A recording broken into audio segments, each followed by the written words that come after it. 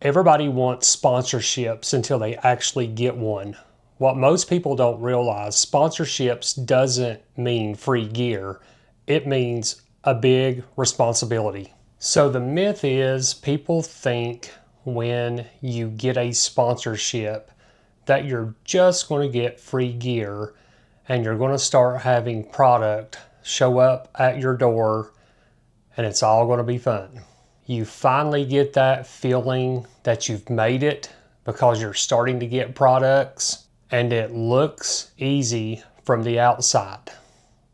You scroll through YouTube, you see creators posting content all the time that this company and that company sent them products and they're promoting the products, and you watch more videos and they have more products coming in the mail and they're doing more product reviews, and you think, man, I really want to be like that creator and start getting all these free products. What you don't realize is those are not actually free products. That is extra work that you're going to put on yourself. And from the outside looking in, it looks like you're just getting free stuff to go hunting and fishing. That is the myth. Now, let's talk about the reality. The reality is when you accept a sponsorship from a company, you are essentially accepting an agreement with that company. The company is going to want specific content related to the product that they are sending you. You're going to have specific expectations that need to be met when you are creating content with those products. You are essentially trading content for product. Does that mean you're going to get paid? Most of the time, no.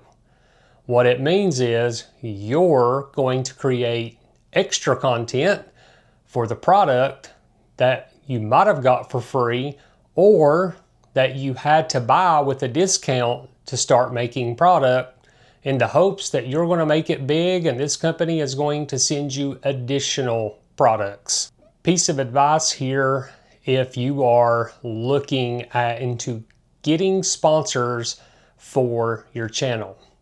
When you talk to companies and there is conversations being had between you and the company, you need to lay out expectations in the beginning.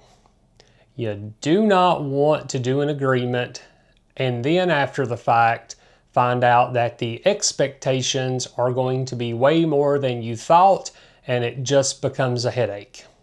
As someone who works with multiple companies, I can tell you setting those expectations in the beginning is huge for you.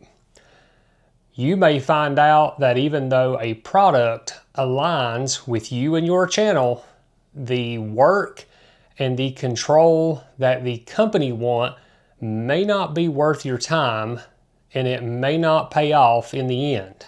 I'm going to give you an example. I had a company that sent me an email, wanted to know if I would be interested in reviewing a product. And it fit into my outdoor channel. Now this was a little earlier on when I was hoping that I could get some products to review for my channel in the hopes of growing my channel. So we emailed back and forth, and being new into the YouTube universe, I casually said, sure, send me a product. I'll review it, test it, I'll make a YouTube video on it, thinking that making this video, the company was going to share my video and it was going to grow. I got the product. It was a fair product. I would say that it was not top tier, but it wasn't horrible, and I knew that when I reviewed the product. So I shot all my content, I planned, sat down, edited the video, sent it to the company. The company signed off on the video. So I have the video ready in queue, and then I get an email the morning that my video is supposed to go live. And they wanted changes to the video, which means that I had to go back to the video and I had to voice over and do some edits, which is time consuming, especially if you're new to making YouTube content.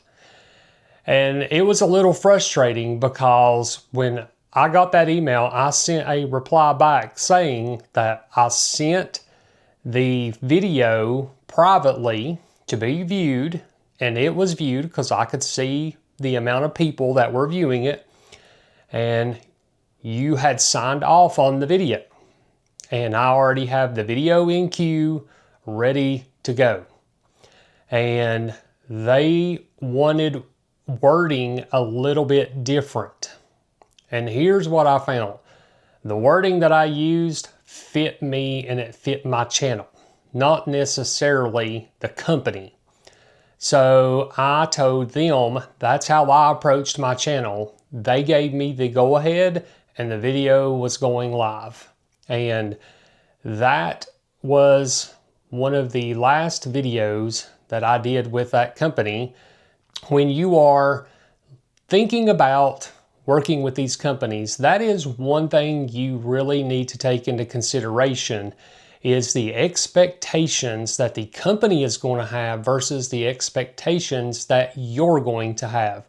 What you may think is good content and you covering the product good, the company may want a different direction and you may have to start all over, which is going to create more work just for you. So when you work with a sponsor, you're not just getting gear, you're not getting free stuff. You are agreeing to create content around that product. Now, if you're lucky enough to get sponsors, let's say you have multiple sponsors. That means multiple the workload. So let's just keep a number of 5. You have 5 sponsors for your fishing videos. That means every single time you go out, you are not only just filming for you and your channel, now you are filming for 5 sponsors. That means you have to carefully plan how you want to highlight and spotlight that sponsor and incorporate that into your video so your video is not looking like a sponsorship.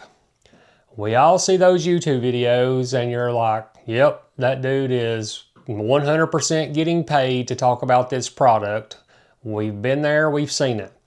So when you work with a sponsor and you're creating content, you want to naturally put that into your videos. But you also have to do it in a manner that is highlighting those videos. It can create a lot of work and it can be a huge headache to you just working with sponsors. And keep in mind that it is going to stack up fast, because when you have an agreement with a sponsor, especially if they're sending you product, they may send you an email and say, hey, within the next week or 2, I need you to film this specific content on this product, which means over the next week or 2, you are going to have to set aside time, go film content, and you're going to have to plan it. Then you're going to have to edit it.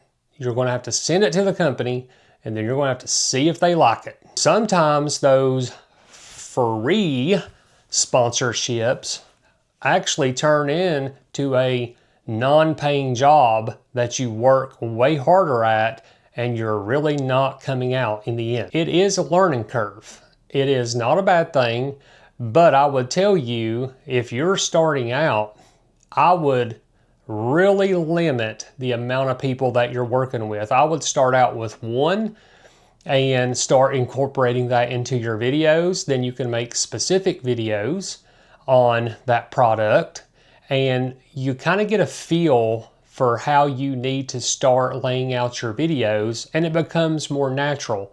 If you're starting out and you're stacking 3, 4, 5 sponsors on there, and every session you're going out, you're having to just cram those sponsors in to make content for them, you are not going to have fun real fast. More than likely, you're going to get overwhelmed. The joy is going to be gone, and then you're going to be like, why did I ever want to sponsor? This happens more than you know. Having a sponsorship puts a little stress on you, but it actually makes you better if you want to make better content. If you're enjoying this type of content and you're new to creating YouTube videos, or you're just starting out in the outdoor segment, make sure to leave me a comment below. And if you're not following my channel, I highly recommend you hit the subscribe button and the little bell notification so you know when these videos are dropping. What if you're using a lure company?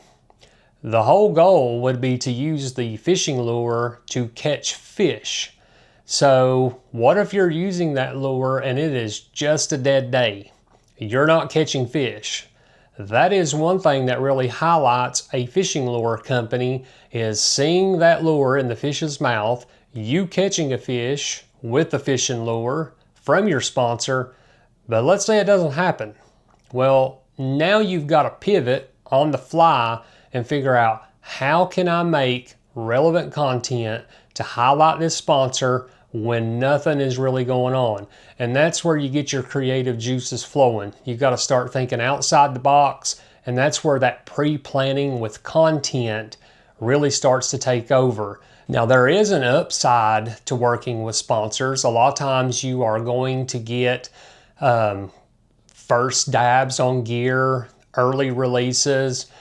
If you're creating good content, the company may reach out to you and say, hey, we're going to send you this product. We want you to make some content, so when this goes live, we want to push this content out. So there are perks to working with sponsors. You're going to build relationships if you stay with sponsors long enough. I will use one sponsor that I have worked with for the last few years, and that has been SpyPoint. Being on their pro staff team, we get access to cameras before they hit the public. Our job is to take those cameras, test them, provide feedback, and we use them in real world scenarios for hunting and outdoors. And that input back to them is actually beneficial, because if there's bugs, there's things going on, things are not working, it gives them time to look into that before these cameras go live to the public. And the benefit of that is, yes, we're getting cameras, but B, we're working for those cameras. It's not just, oh, here's you a camera, go put it up on a tree and let's see what type of images you get. Sometimes that's going to be multiple trips to the field where you're hunting, where you have your camera set up. Well, let's say it's a 1, 2, 3 hour drive and you're testing product, things happen. Well, let's say you put a camera up and a week later something happens and it's not communicating and you cannot get it figured out over the phone. That means a trip to the camera to try to work on it. You may have to bring the camera out, call customer service, say, hey, I'm having a problem.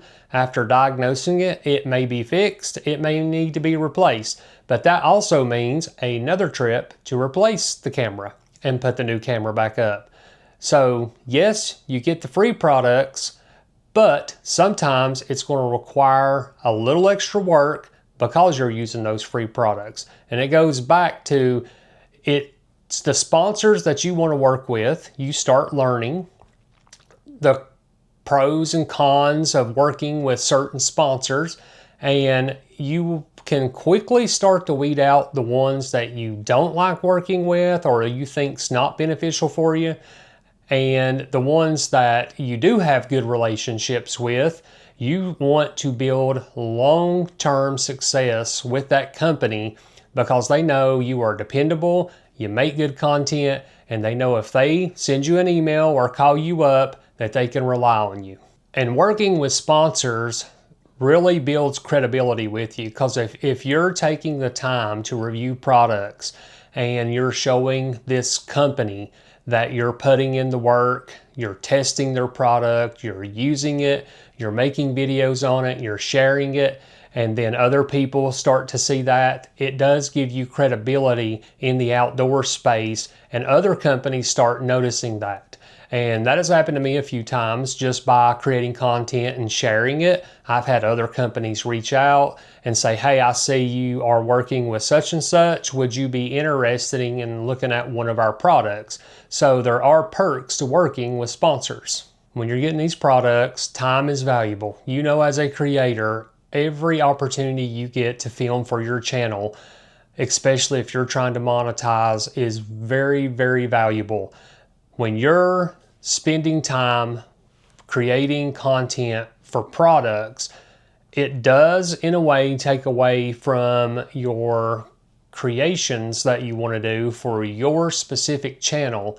So some of those may go on the back burner if it's videos that you cannot incorporate into your trip. So that is one thing to consider, is when you start working with sponsors, is sometimes your content may have to go on the back burner to get the content that the sponsor is wanting right away. You will be very lucky if you get product for free. Most of the time, companies like to structure an affiliate program to where you might get a free product, you're going to create content, you're going to get an affiliate link. That means you're creating more content as much as you can, because that affiliate link, if somebody uses it and purchases that product, you're going to earn a small commission. It helps the company, you earn a little bit of money, and that is the long haul content grinder, is you are churning out content in the hopes that people click on it, purchase the product, so you can earn a little bit of money. That is the only way you're getting paid most of the time for sponsorships, is products, affiliate links. So keep that in mind when you're talking to these sponsors. That's another thing I would ask, is what is long-term goals and success? Is it strictly only affiliate links? Is this going to be content to just push sales? Or is this going to be something long-term where you're both working together that benefits both of you mutually? So overall, is it worth it? That depends on you. What are your goals for your channel? If your goals for your channel is to work with a bunch of companies and only do product reviews, then I would say yes, it is 100% worth it. Now, getting into specific content like I kayak, fish, and I'm in the outdoor hunting segment, is when I'm working with those companies, I want to make sure that those products align with my channel, with what I can tell my viewers, because I approach my content from an honesty standpoint and it's authentic. So I'm not trying to pull my viewers in so they think it's one thing and it's totally something different. So you have to make sure the companies that you're working for and the product you get fit who you are and where your channel wants to go. If you're doing it strictly in the hopes of getting free gear, I would tell you to do not do it. Rarely are you going to just do a cold email to a company, not even using their product, and that company is going to send you free gear. If you're newer to creating content or on YouTube, focus on your content first. Don't focus on sponsorships. So is having a sponsor in 2026 worth it? I say it depends on you. Are you at a point to where you want to start working with sponsors, or can you handle the extra workload if you get a sponsor? Those are things I would think about before you check yes and start on the sponsorship journey. If you have any questions about working with sponsors or some of the expectations, you can always leave me a comment down below. Stay tuned for more videos like this. We will catch you next time.